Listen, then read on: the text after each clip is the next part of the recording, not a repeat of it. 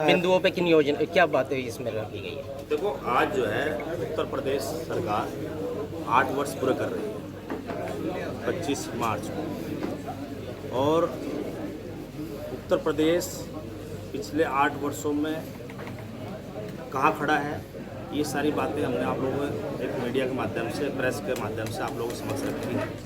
आज हम लोग ये देख सकते हैं पिछले 8 वर्षों में कि सबसे बड़ी राजनीति में ये बात होती है कि देखो, जब कोई सरकार बनती है ना तो सभी समाज के लोग वोट करते हैं, और जब वोट सब समाज के लोग करते हैं तभी कोई सरकार बनती है बहुमत के आधार पर। और वो लोग ये अपेक्षा करते हैं कि हमें हिस्सेदारी राजनीतिक रूप से, सामाजिक रूप से मिले। तो सबसे बड़ी बात यह है कि आज एनडीए की सरकार में, महाराज जी की सरकार में सभी समाज के लोगों को राजनीतिक रूप से और सामाजिक रूप से भागीदारी मिलनी सबसे बड़ी बात नंबर 1 है। दूसरी बात, किसी भी सरकार के लिए चैलेंजिंग इशू होता है कानून व्यवस्था, लॉ एंड ऑर्डर।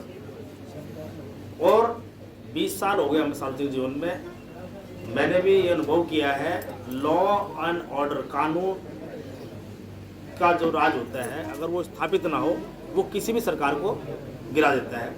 अगर आज ये ऐतिहासिक है कि उत्तर प्रदेश में महाराज जी की सरकार दोबारा आई है, उसका सबसे बड़ा कारण लॉ एंड ऑर्डर है, कानून व्यवस्था है।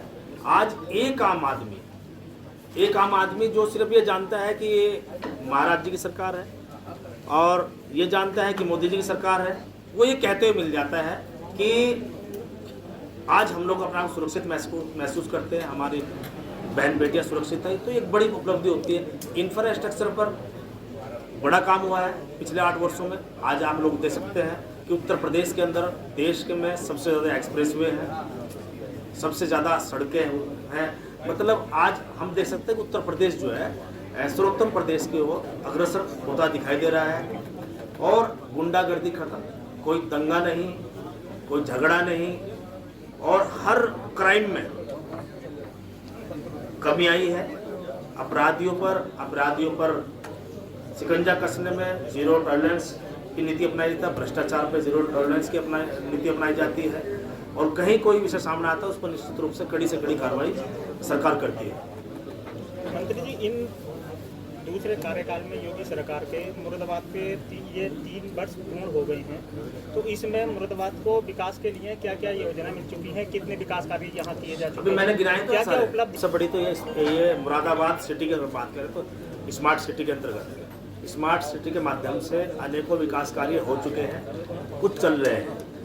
और देखो, मुरादाबाद को हम लोग मुरादाबाद के रहने वाले हैं, मुरादाबाद से निकल के लखनऊ जाते थे। आज मुरादाबाद में बहुत कुछ बदला है, पिछले 8 वर्षों में बदला है। विकास के रूप में भी, सामाजिक रूप से भी, आर्थिक रूप से मजबूत हुआ है, राजनीतिक रूप से भी मजबूत हुआ है। कुछ मैंने बातें मुरादाबाद जनपद की, ये पूरे प्रदेश का डाटा था। कल माननीय मुख्यमंत्री जी ने भी इस पर हम लोगों का मार्गदर्शन किया था। और विशेषकर जनपद की मैंने बहुत सारी बातें रखी हैं, जैसे ODOP है, उसके माध्यम से हम लोग 66,400 करोड़ रुपए का निर्यात किया गया, अगर हम मुरादाबाद की बात करें। और इसी प्रकार आवास का मैंने आप लोगों को बताया ही है, कृषि क्षेत्र का मैंने आपको बताया है। गन्ने पे भी बाल विकास के अगर हम बात करते हैं, 142 आंगनवाड़ी केंद्रों का, विभागीय भवनों का निर्माण किया गया है। समाज कल्याण का विषय मैंने आप लोगों के सामने रखा ही है, कौशल विकास का भी रखा है। पंचायतों में का रखा है कि अगर हम मुरादाबाद की बात करें तो 2,34,183 स्वच्छ शौचालयों का निर्माण किया गया। स्वच्छ भारत मिशन ग्रामीण योजना के अंतर्गत 643 महिला पुरुषों के लिए सामुदायिक शौचालयों का निर्माण, 385 पंचायत भवनों का निर्माण, 643 ग्राम पंचायतों में पंचायत सचिवालयों की स्थापना की गई है। और ऑपरेशन कायाकल्प के अंतर्गत ग्राम पंचायतों में 643 लाइब्रेरी की स्थापना मुरादाबाद के अंदर की गई है। इसी प्रकार जल निगम में जल मिशन कार्यक्रम के अंतर्गत 145 किलोमीटर वितरण प्रणाली है। लक्ष्य 3,32,124 का था, लेकिन उसमें हम लोग 2,75,000 माननीय पूरा कर पाए। एमएलए हमारे रामवीर सिंह जी को को लेकर अगर हम बात करें मुरादाबाद महापौर जी हमारे मौजूद हैं। आपकी तालियां बजती रहनी चाहिए। हमारे ऐसा सम्मान को निःशुल्क किया जा रहा है जननी सुरक्षा योजना के अंतर्गत हमारे सभी 1,36,492 गर्भवती महिला विशिष्ट अतिथियों और मुख्य अतिथि का सम्मान अंग वस्त्र पहनाते हुए आज के साथ में एक मोमेंटो प्रतीक चिन्ह सभी को सादर सप्रेम भेंट 1,36,492 गर्भवती महिलाओं को निःशुल्क हमारे दी गई है। जनपद के जिलाधिकारी महोदय इस रोड के द्वारा से 149 आप सभी लोग अभी बैठे रहेंगे। इसके बाद भी कई कार्यक्रम हैं, आपको यहीं पर लंच मिलेगा और बहुत ही विशेष सांस्कृतिक कार्यक्रम भी अभी होने हैं, इसलिए आप सभी लोग अपने अपने स्थान पर बैठे रहेंगे। 5,84,00,000 की लागत से सामुदायिक स्वास्थ्य केंद्र तालियां आपकी सभी की बजती रहनी चाहिए, जोरदार तालियां।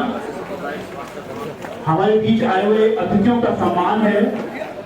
उत्तर प्रदेश सरकार की सेवा सुरक्षा और सुशासन की नीति के 8 वर्ष पूरे होने के उपलक्ष्य में आज जो गोष्ठी संवाद सम्मेलन का आयोजन हुआ और मुख्य अतिथि के रूप में श्री अनिल कुमार जी हमारे माननीय मंत्री जी उपस्थित हुए। उनकी गलियों में उपस्थिति से चार चांद लगे।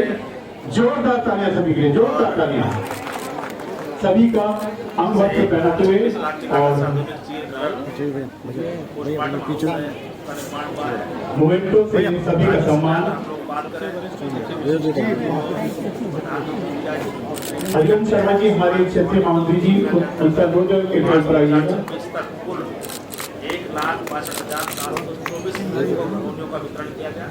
इसमें तहसील घाट में 22,286, तहसील ठाकुरद्वारा में 33,625, तहसील बिलारी में 62,000, तहसील फैजाबाद में 22,554, कुल 1,62,724 महिलाओं एवं पुरुषों को घरौनी का वितरण का प्रमाण पत्र दिया जा चुका है।